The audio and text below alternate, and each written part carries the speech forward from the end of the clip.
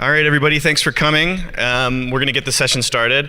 This session is from Jessica Busboom, Operations Analyst from Emerson. This is a cool session. I managed all of the breakout sessions, all 48 of them, and so I know all of them, and I can tell you that this is a pretty good one. So take that for what it's worth and enjoy. Good luck. Thank you. Oh, wait. I have a mic. We're just going to double mic it. Hi, everybody. Let's figure this out. So today I'm going to be talking to you about how we used Domo during our last ERP transition and how we were awesome and successful with it. Go next. So first, a little bit about my company, Emerson Refrigeration. We make compressors. For those of you who aren't familiar with compressors, you probably have one in your home if you have a fridge. Basically, if anything needs to stay cold along the whole cold chain, we have you covered. We have little things from food service to big industrial applications. We care about food safety. That's one of our core beliefs, and we do all that. Lucky for you, I'm not going to bore you with our compressor technology. I'm going to get straight to the Domo stuff. Well, not straight to the Domo stuff. First, I'm going to talk to you about ERP and why we chose to do that. So currently, we have a split between how we run our plants. We have 3 main manufacturing plants, and some are on our old legacy mainframe system. So there's lots of canned reports that have been developed years ago, and everybody who developed them are no longer with us, so there's a lot of question about the data and where you can get access to it. So big strategy is we're going to go to Oracle. That's our new ERP engine that we're going to go to. And with that, we need to identify all of the things that we need to cover. So the whole idea by doing that is by going to Oracle, we'll have more optimized processes, better access to data because it's all in one source, all in similar database, so we can connect the data, bring it into, in our case, Domo, but just be able to have better visibility into it overall. And a lot of those core things also line up to what Domo has to offer. So if you can get the data into Domo, these things just align perfectly. And this is kind of our ERP transition. So Emerson, there's a lot of different business units. Like I said, I'm in refrigeration, but we also have an air conditioning unit and whole different sides of business. And refrigeration is kind of the last company to go into this whole Oracle transition stage. In the past, the other units, they've kind of done what we're calling the traditional approach here, where they would have that conversation with IT of, well, this is what we had in our previous system. This is what we need in order to survive, to do basically how do we operate post go live. And they would have that back and forth with IT, and they would get, we say it's slow because everything has to be filtered through them. Not that it's bad, but that's just kind of the way it went. And when you have limited resources in IT, that's kind of common story, common theme throughout a lot of the sessions that you've been in. You also ended up with a lot of fragmented data because a lot of different people were going to IT asking for this, while this person's asking for something similar, but there might be a few columns unique to you that you didn't think to ask about. So depending on what you're looking at and what filters were applied, you'd have basically the same core set of data, but people are looking at it differently, getting different answers, and we didn't really want to do that. We wanted to develop this single source of truth. So before we even started, we kind of knew we weren't going to go the IT route or the traditional route. We luckily had started with Domo about 3.5 years ago. So we were already bringing in information from our SAS tables, from all of our online unique to Emerson data hubs, all of that, and already knew the power of Domo and how you could bring all these sources together. So since we were already familiar with that, we were in that discovery exploration phase, we took this transition as an opportunity to bring in, or to become really independent and change our conversation with the IT team and be able to build and create our own reports, our own views, our own everything. And we act, the business users, kind of were as the go-between. So now IT is still the ones connecting and doing all of the loading and getting the data into Domo, but the business users, the ones who actually know what's happening and need to answer all of these questions, are able to make the data flows, use the reports, do all of that. So we kind of love that approach because it drives curiosity. And when I say one source of truth, so that example I said before of he wants 3 columns, you want 17, we would give the 17 column option so everybody's looking at the same source data. Now when you build your card, your whatever, you might only be looking at your 3, you might be looking at the whole world, but it's available there. So when you drill down, it's always the same information that everybody's looking at. And that helps get, we like to say, the right data at the right time in the right hands. Got cut off there, but it sounded great before. And we are still striving towards that. Right now, we are in that last phase there where we have super users in Domo who love it. I say I bleed blue, I love Domo, I always go to Domo for everything. But we are still driving that culture change to get people to gain more trust in the system and start using it and to start exploring their own curiosity and build their own views of the world. By taking that approach of we're going to build everything ourselves, we were able to get a lot done. This is how we are defining our success. So one of the scariest parts when you're going from a new system or from an old system to a new system is how am I going to do what I did before? You want to make sure people are confident, are comfortable that I used to come in, get my cup of coffee, sit at my desk, run this report, and get at it. I know what to do. I've done it for 20 years. Now I come in and what do I do? Where do I go to find problems? If someone asks me a question, I used to know how to find the answer. How do I do that now? So that was a lot of the reporting that we're talking about is we had 95% of all the requirements, all of the asks of, if I get asked this question, where do I go? We had that done 3 weeks prior to go live. We even had alerts set up so that way we knew when to push alerts to information or to our users of, hey, you need to go look at that. That PO's 3 weeks late. You need to go follow up. You need to go check on it. We also, the real-time data is something that's new to Emerson. They're used to data always being aged at some point. So either they'd get it once in the morning, and then if they made any updates to the day, won't see the changes until tomorrow. Depending on the report, it might be a week out until you get the updated sales numbers throughout the week because it has to run on Thursdays, things like that.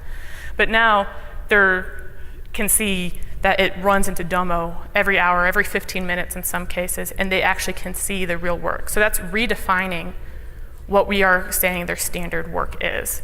And it helps us build the exception-based dashboards that are, instead of being alerted tomorrow that you had a problem yesterday, you can say, hey, I had a problem 15 minutes ago, I had a problem an hour ago, let's fix it today. And then it's also created a great foundation for our future projects. So like I said, we have 3 manufacturing plants. The first one's transition, doing great. We are in the middle of our second one. They're going live in a month, so say a little prayer for us. But we were able to basically use all the same logic, all of the same data flows, and just save as, new version of it in the ETL land and change the input, copy the cards, and voila. We're already at 95% week 2, so it's great. And with this whole thing, since we own everything, we own the relationship with the BI team, so we can tell them to add columns if we're missing something. But we own the data flows, we own the cards. We can be flexible, we can add something. It's not this big ask or this enhancement request that waits weeks and weeks and weeks to actually go through. It's something that we're like, yep, sure, there you go. It's fast. So through our ERP system, this is a setup process. A lot of the imaging got off there, so sorry if you can't read it. But we start in that initial discovery phase. So that's basically, what are your initial requirements? We try to get a good understanding of what the business needs and who needs it, who's going to use it, why they need it, things like that. And then we have 3 testing cycles. There's CRP, SIT, FAT. They all stand for stuff, basically test 1, test 2, final testing before we're in production. And with each step, we iterated, we showed the first run, the rough draft of all the report requirements and got that feedback with the end users. So we would have the BI team pull in the data. They would deliver it into Domo. We would make the reports, then we would get with them, get with the business analysts, get with the shop floor people and say, this is what we're saying. Does this work for you? Tell me where the gaps are. We'd change it, and then next cycle, we'd have the new version to go through. Next cycle, we'd have the new version to go through. And that's how, by the time we were at final production, we were, like I said, that 95% of the way there. So that's a lot of setup before I get to the actual Domo part of things. At the end of this, I'm going to talk about how we encouraged curiosity, how we told people how you can use dashboards and use alerts to drive action. I want to first start with a quote that our Domo team loves. And when I say Domo team, it's 3 people. 3 people did all of this. But this was in that CEO magazine they gave to us last year at Domopalooza, and Shane Atchison actually works for Domo, so we're just a little bit of like Domo fangirls over here. But we love this quote. It's, data isn't what we think it is. It isn't always an answer. It's a spark, it's a beginning, it's a curiosity machine. I know that sounds super cheesy, but we really abide by that. It's sometimes when you dig into the data, you're not going to get your solution. You're going to get follow-up questions, more things you need to dive into. And that's great. We want to encourage that behavior, that practice of not necessarily like, here's your solution, deal with it, but like how you can discover what's behind the solution and how you can dig into the why, not just the what.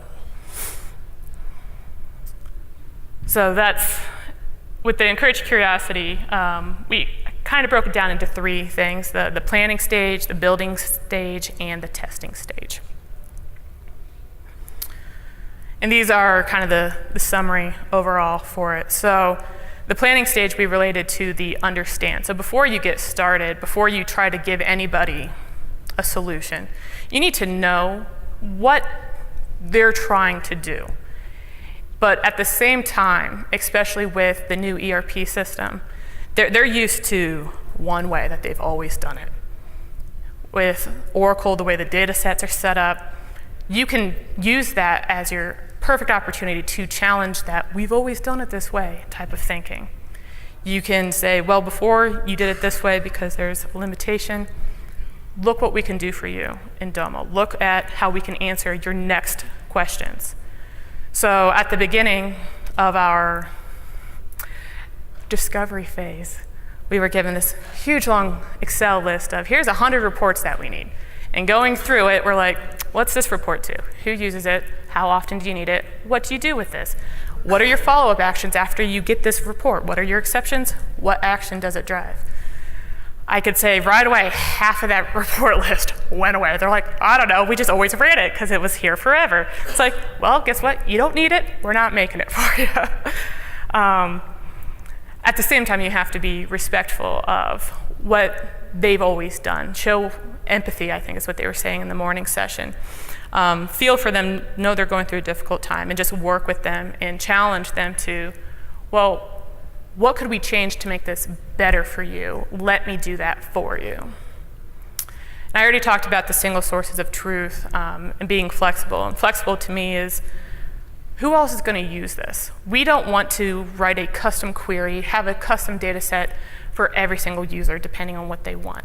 So we want multiple people to be able to use it so that way it enables further exploration. So when you ask for something originally, Like, you just want these 4 columns to answer this very specific question. But if you dig into that and it sparks that curiosity, there's additional follow-up questions. We don't want you to have to go investigate 500 other things. It's like, well, what else is on this data set that could maybe explain that? Or maybe could help me go into the next direction to see what's happening. And then Innovate, that's that whole loop cycle that we talked about. So you're never going to get it right first time. I mean, if you are, you're amazing, high five to you.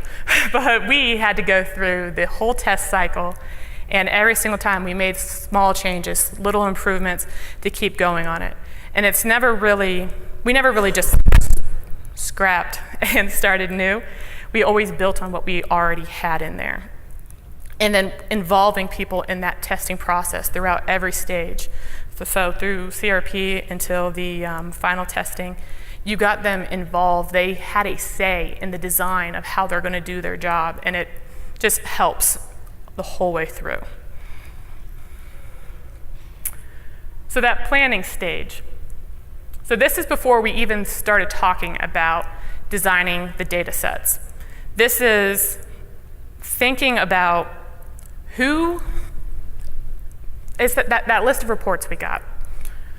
Whose audience, who's going to be using it, what level of detail do they need, what are the business goals you're trying to solve, what are your KPIs that you're measuring. On the side there, I have a sample of one of our dashboards, and it's about customer delivery, and I'll get into all the color codes and all that later, but this is a very high-level view. You can see very quickly, these are our metrics, this is how we've performed. But if you are on the shop floor and you want to know very specifically what customers are we late to, what product line is not performing well, what production rate's not there, you can't get that from this chart. So this might answer someone's high-level view of how are we serving our customers. But from a different perspective, they're like, okay, I know we're not serving our customers. Why are we not serving our customers? What isn't coming through for us? So when you're designing or thinking about how you're going to put together a data set to solve these problems, you need to think of how it's going to be used, because that's going to change how you set up a lot of the things for it. Same thing with the business goals. Know how they're comparing themselves. So what do they define as a success? Looking at this, some people in the room might be like, 89%, that's awful. Other people are like, 89%, woo, you're doing great.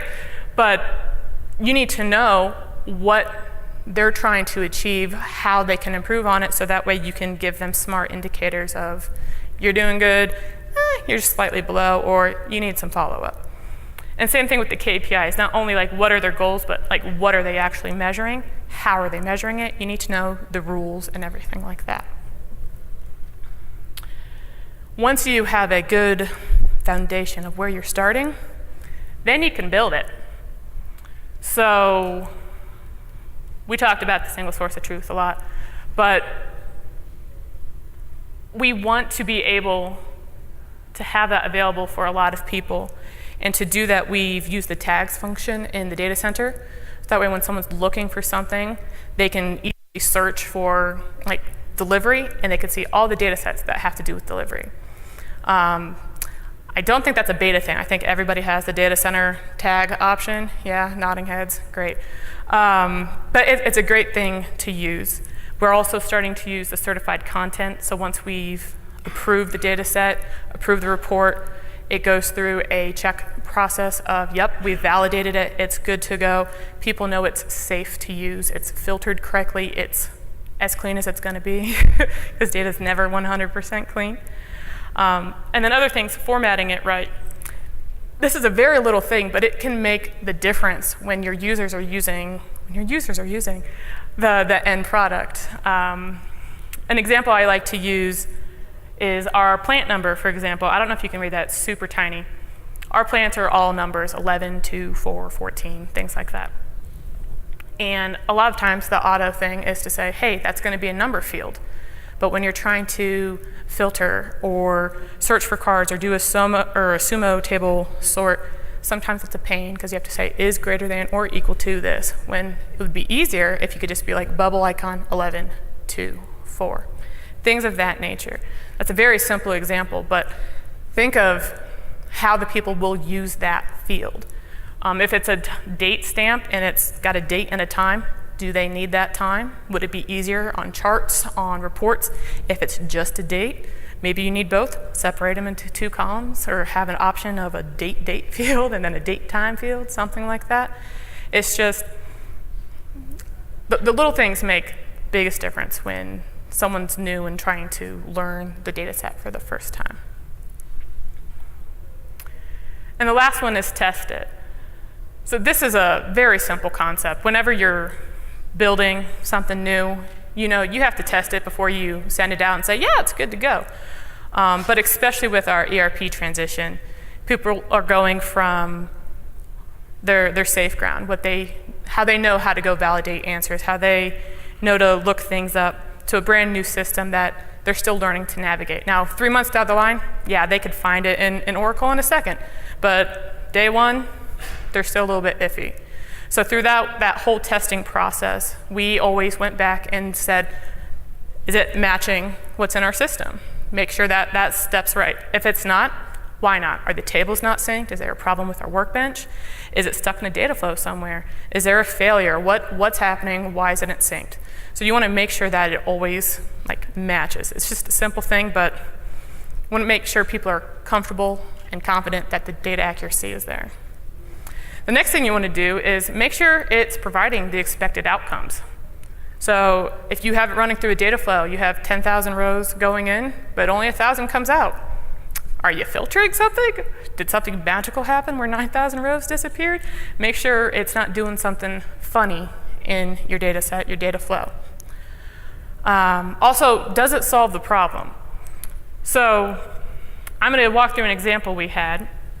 And this is super tiny, so I apologize. But the top left, that is a screen from Oracle. It shows on-hand inventory.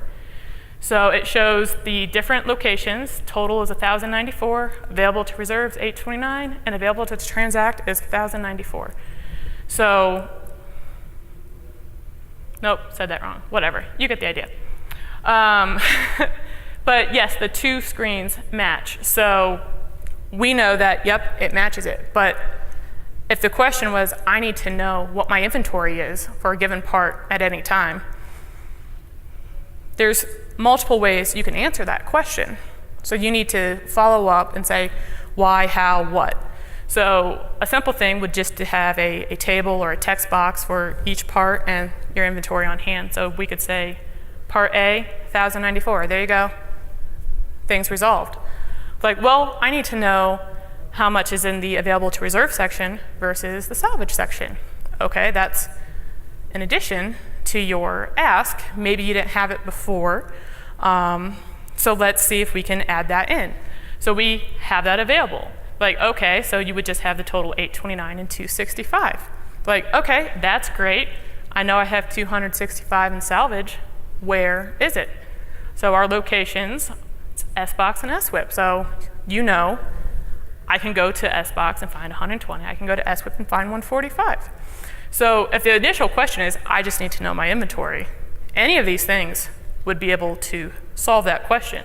The 1,094, the breakout between the available to reserve and salvage, or the specific site locations. So you need to make sure that whatever they're asking actually solves the problem. Now, a different approach is, this might solve the right now question, but what are they actually trying to solve? So if they want to see a trend, see, has it increased? Is it low? Do I need to order more? You can see the chart on the left also answers that question. Left, yes, sorry.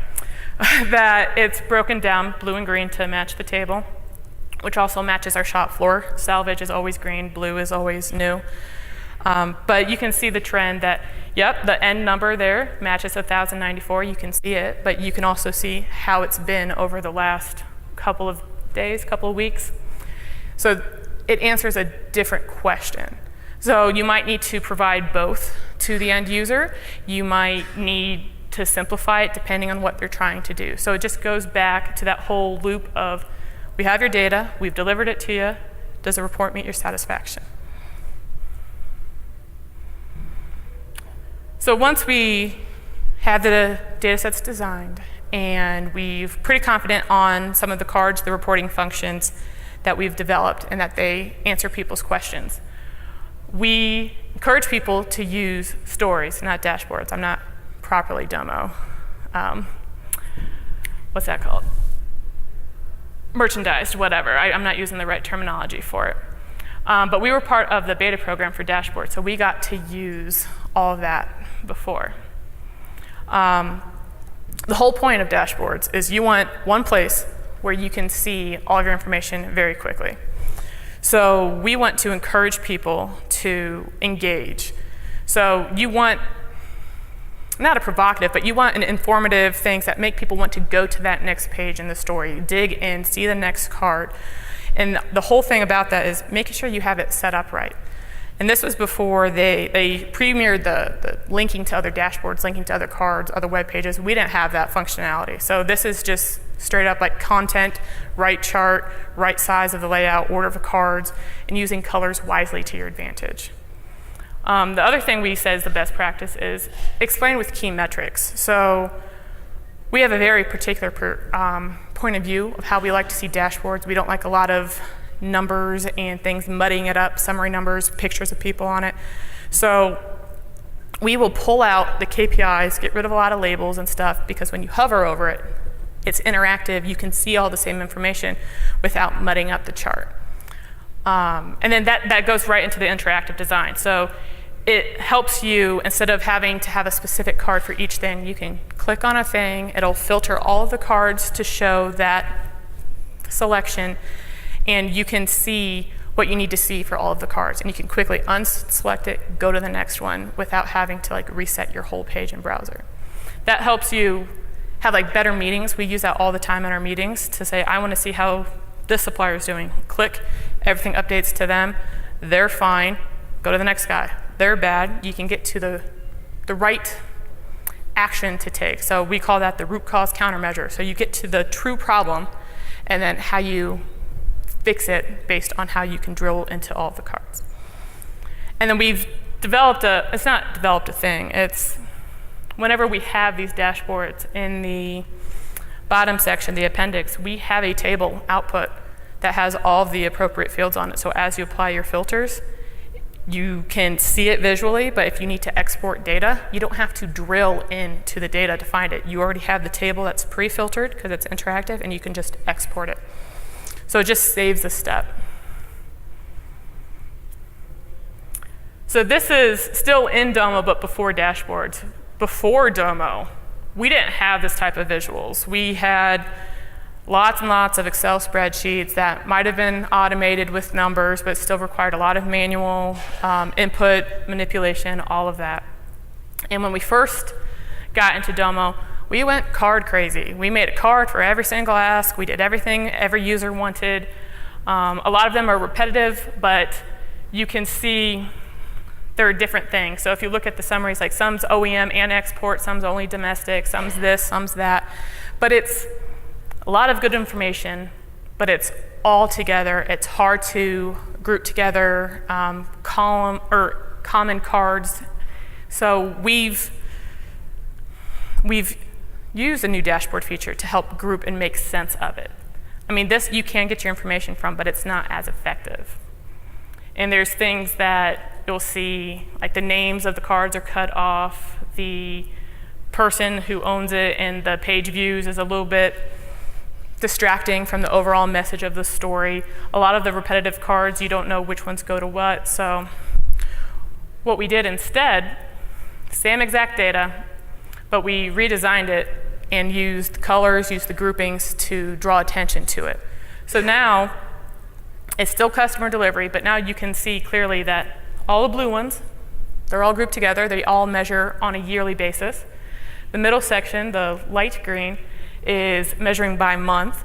And then the far column, the bright green, I guess, is by week. So you can see, depending on who's looking at it, how do we compare to last year? How do we compare to last month? How do we compare to last week? What are the trends? We have the KPIs pulled out. So very easily you see your summary numbers. If I was in Domo, I'd hover over it, because with these spark plug charts, that's the charts in the middle, It will highlight the rows the whole way across of where it correlates to, so you can see all of the charts update with that as you go through. It's a great feature. If you haven't checked it out, do it. Highly recommend.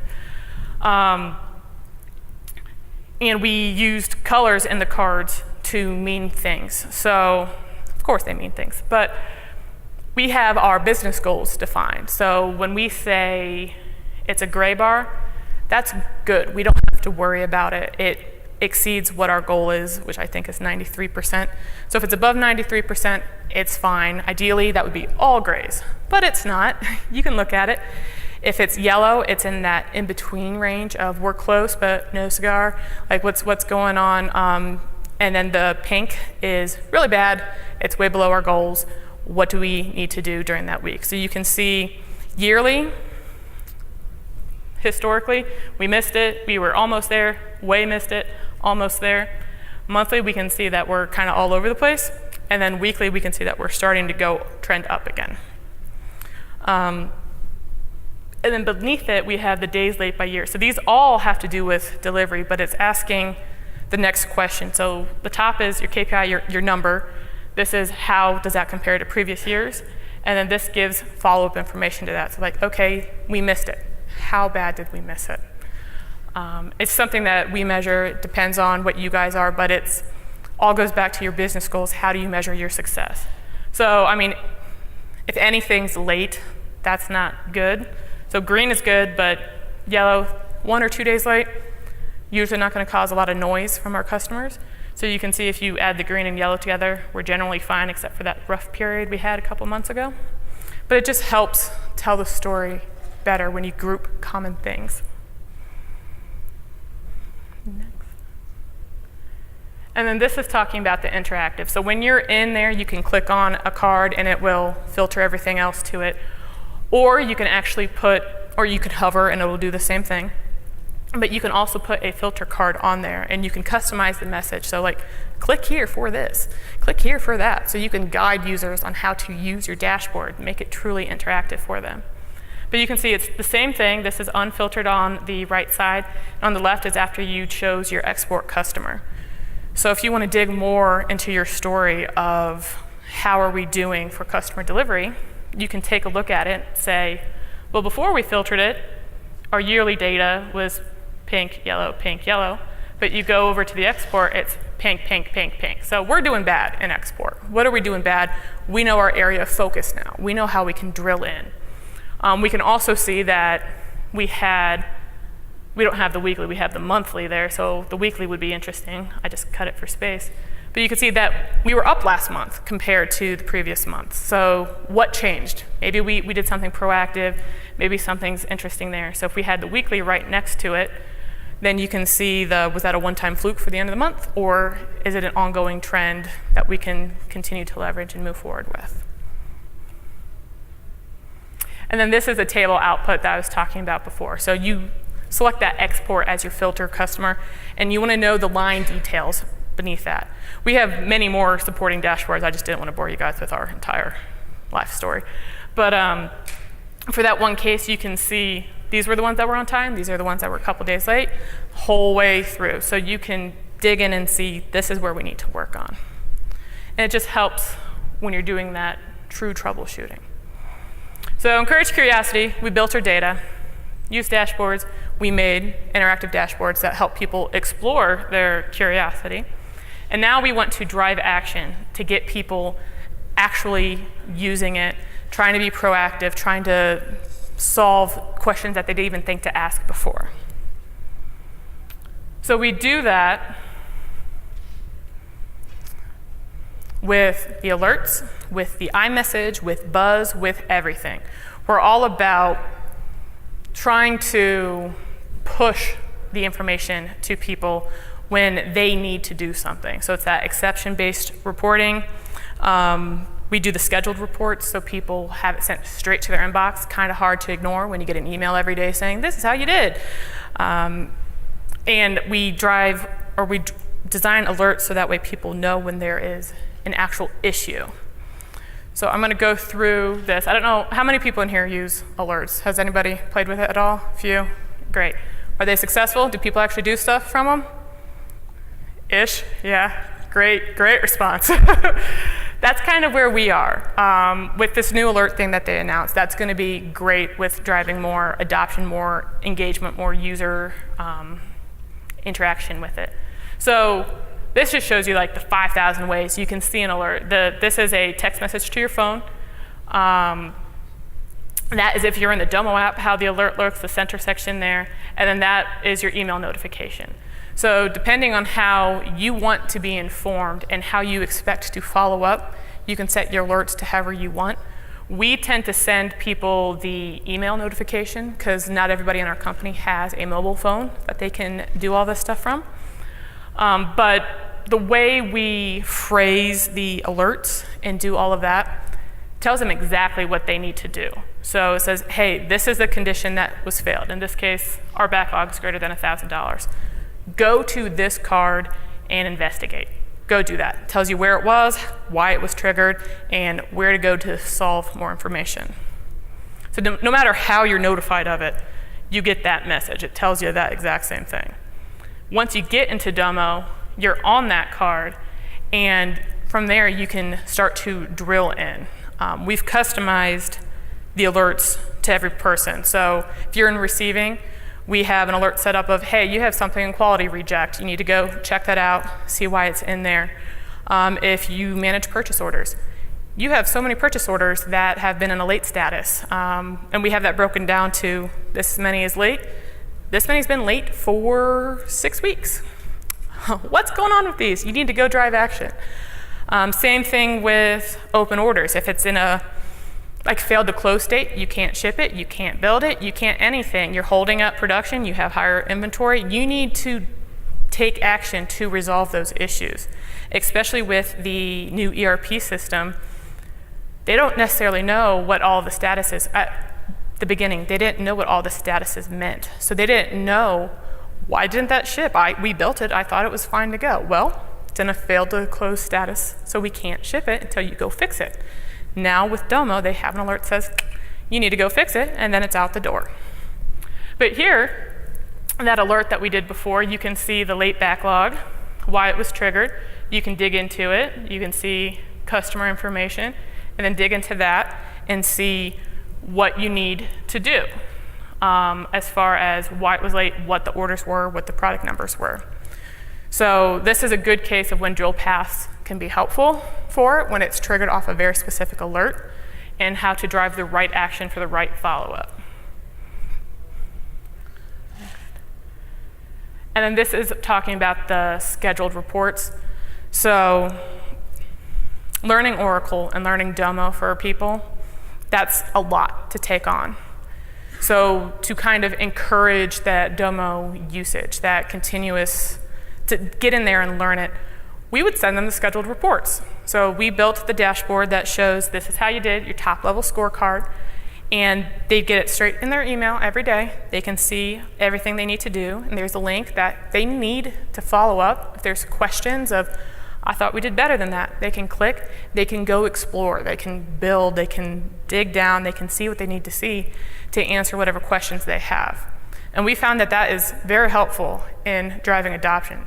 I mean, it's a little, here's the data, pushing it towards people, you have to use it, but it does work.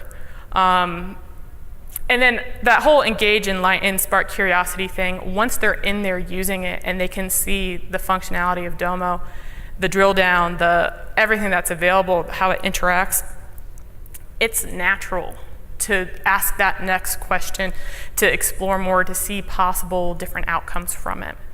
So they're great. And then the last one, when people have mobile. So our entire senior leadership team, they don't use their desktops, they only use their iPhones, their iPads, things like that. So we use the Buzz, the iMessage, and the alerts through there like crazy. Here's an example. My boss sent this to me, asking me a very specific question about why did these orders not go out. He sent it to me through an iMessage because he knew that it would be right there in my iPhone. I can click on it and go straight to the Domo app, or I can go back and look at it on my desktop if I needed to later. But when you send an iMessage, it will always be the most current, up-to-date picture of that card without having to like take a snapshot, annotate it, circle. You can say, hey, go check this out. So if you looked at it an hour later, if you didn't check your iPhone right away, you can say, it's fine now. Must have been a fluke, it's great. But it helps with the communication. With Buzz, especially with the new system, a lot of people have the tendency of, this card doesn't look right. I have a question on it. So they'll take a screenshot and email it to you. I'll send back, buzz me from the card. If you want my help, if you have a question, buzz me from the card. I can follow up from there. We can have our conversation in Domo. Makes them use it. It helps me when I'm trying to solve their problems. Instead of going to Domo, searching the title of the card, trying to figure out what the problem was, you can just start right from there and have the conversation. And I also have a very lame joke about Buzz, because my last name is Busboom. So I always say, thanks for buzzing, boom. That's funny. It's great. Yeah, thank you. Pity laughs. I love it. But yeah, it's just getting people in there, getting them to drive. This is where we spend a lot of our time, trying to get people using the tool. It's a great tool, but that's where we want people to live. And they're starting. The people went live last September. They are starting to do the good things, make the cards, make the reports, ask the good questions, do the follow-up. In our business, everybody is an editor license, so they can go in and make their own cards, edit a card, do whatever they need to do to answer their questions, so they're not wasting a lot of time or waiting on me, like the ETL developers, to add a column to a card. They can do it themselves, so it's great. And yeah, so that's what we did. It's great, and we're open up for questions now. And I think we have a runner. Hi. Thank you, that was very good. I wanted to know if you could share with us how your company decided to use Domo over the Oracle BI tools. So that's a great question. Before we started with Domo, we were flirting with a few other companies. We were looking at Tableau, we were looking at Power BI, and Oracle, the OBIE like 12C something or other. I don't know what it's called, something like that. But based on the skill set you would need to develop a lot of these things and the scalability of it once it is developed, we ended on Domo. Tableau, from our perspective, is great for analysts, but we wanted everybody in the business to be able to use it. You don't have to be a data scientist to use Domo. Tableau, it's kind of more geared towards them, in our opinion. Power BI had limitations on like data set size and sharing it across the organization. There's a lot of issues with how you would develop it and then push it to the cloud and share it. Didn't work for us.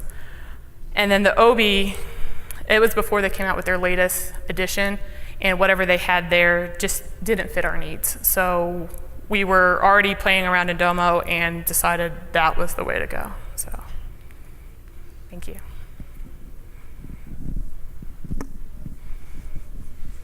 How did you determine when to write a report or print a report out of Oracle versus Domo for your people?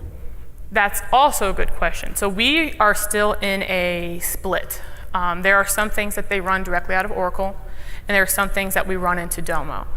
And usually it depends on what it is. I mean, no matter what we have in Domo, they can find the data in Oracle. They can go export an inventory thing from there.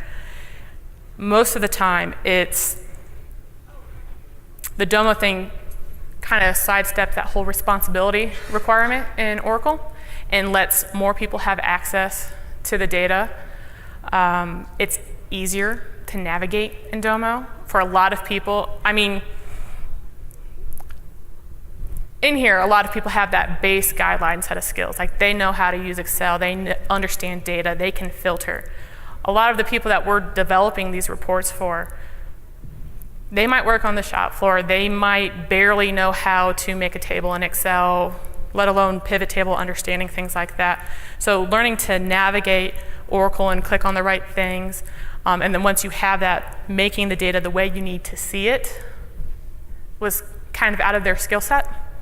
So by using Domo, we can set up the cards, the views, or the reports, dashboards, whatever you want to call it, exactly how they need to see it to answer their question. So when we don't have dashboards, we have specific cards with like the quick filters on the side. So if they want to know a part, they can type it in and it'll pop up for them. They don't have to export the whole table. It's just speed, let them move faster. They know that there might be like a 15-minute, hour delay. So if they just did a transaction, you might need to wait an hour depending on when the load was. But generally that's fast enough for them. And then are you implementing any safety data to the shop floor through Domo, like days without lost time injuries and stuff like that? So we have a different Emerson-wide tool that they use for safety tracking. It's called Velocity, and they just switched over to it, and we are working on bringing that into Domo so that way we can have all the raw data in there. Because our whole approach is everything we do is run out of Domo. Even if we have to upload a PowerPoint, we'll upload a doc card, put it on the page, and skip through it, and then move on to our Domo cards. That's just how we have chosen to report out to people. So if we have a presentation, even with customer, supplier, our weekly business meetings, everything's run out of Domo. Okay, then question for you. You're using the Oracle suite then, I assume. So are you using it for your financials too, like EPBCS for corporate planning, and then going through Domo for your reporting? So finance is a funny section. They are very, my data, you can't have it. So that is when they were talking about priorities before in the morning session, oh no, that was Ben's session. I don't know if you were Ben's session, but he had a great thing about priorities. You have to tackle the majority of what you can do, so that's that 95%. Finance has decided to not use Domo at this point, because they have their own system that they run and do. We have in the operations world, I have no control over finance, so we can't really tell them how to do their job. But that is like next on our docket of, can we like persuade them? Can we just build something for them and see if they like it? Get them in there.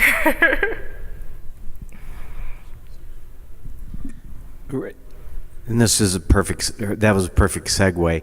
So are you using like PDPs or in groups to restrict the access to data? You know, like you were doing the scheduled reports, which is awesome, but like, are you just sending out the generic report to an audience, or do you have some type of PDP or filter or something so each group or area that gets that scheduled report is only getting the data relevant to their area?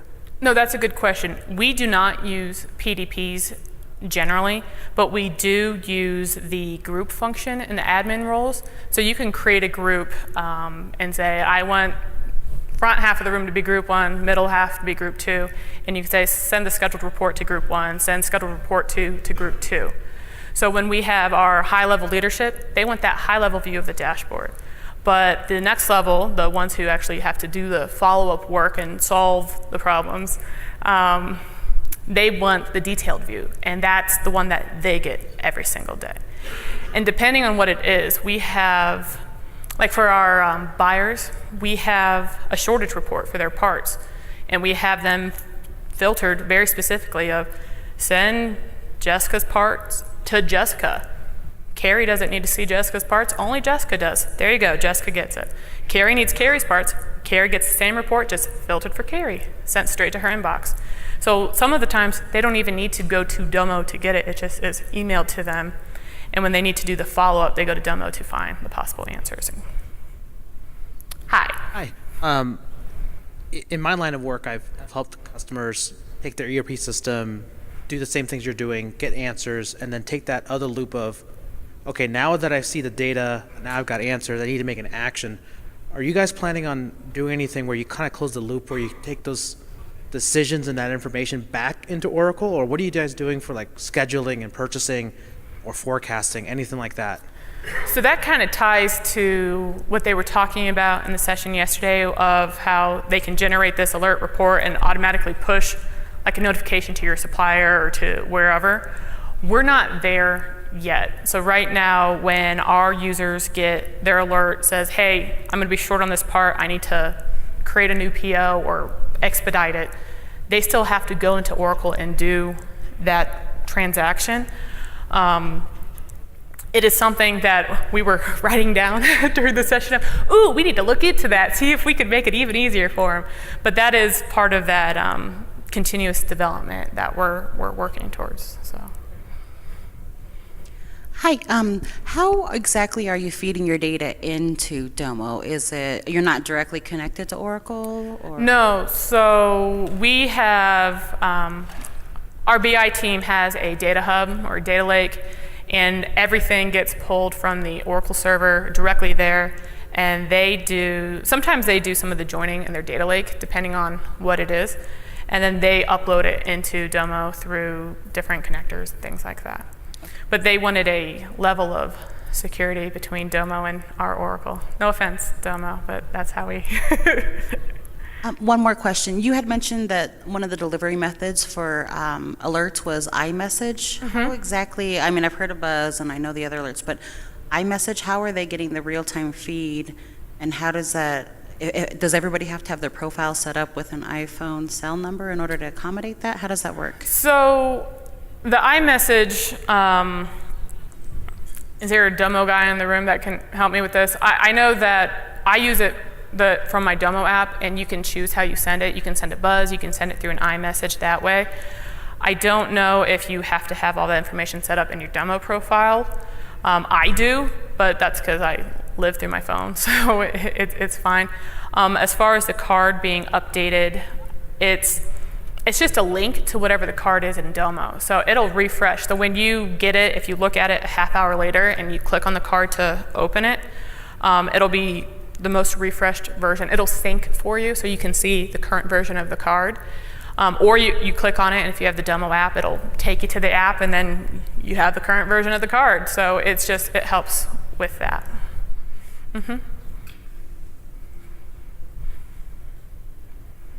Are we good? Sweet. Thank you.